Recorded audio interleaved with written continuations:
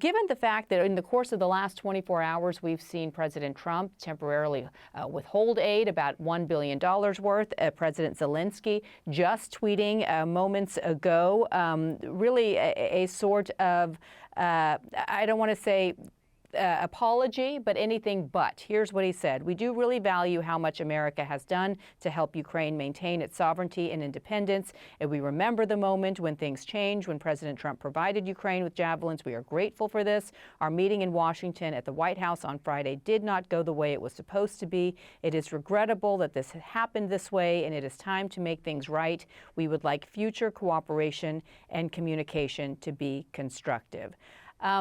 What do you make of this post now on X from President Zelensky, given all of the pressure coming from the United States, the criticism of his actions and his actions alone, seemingly over the course of the last few weeks? Do you think that this opens the door to repairing the relationship, or do you think that ship has sailed at this point?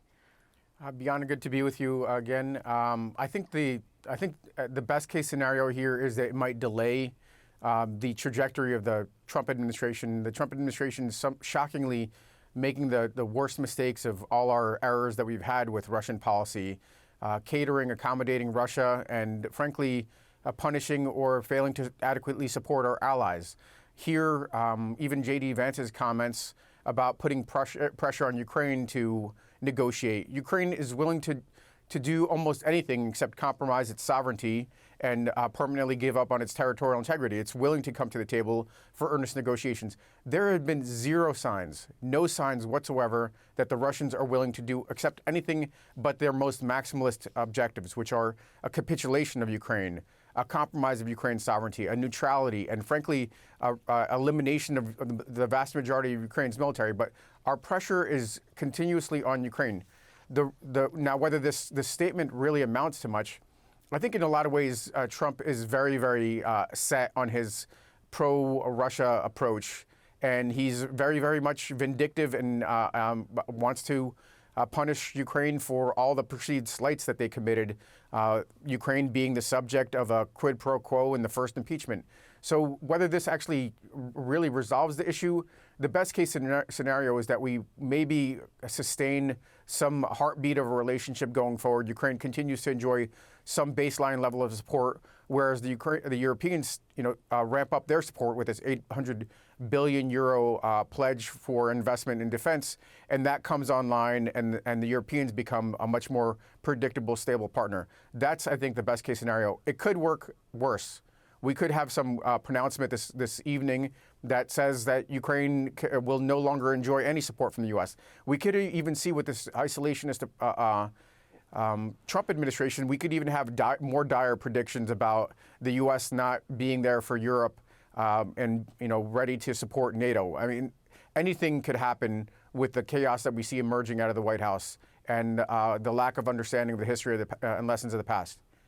Well, we have yet to see the White House respond to this post from President Zelensky, but we do know that experts predict that withholding aid, this $1 billion worth of aid, would likely have a longer-term impact on Ukraine about 3 or 4 months from now, and that point is when Ukraine would run out of crucial artillery shells.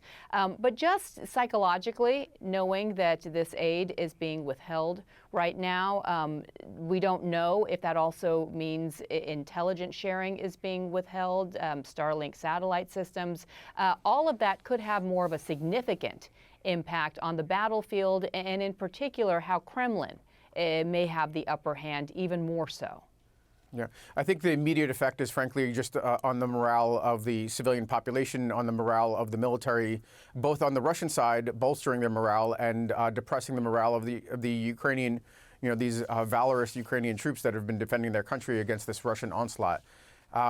That's the immediate impact. I think that the rest of it will unfold over the course of probably more like 6 months.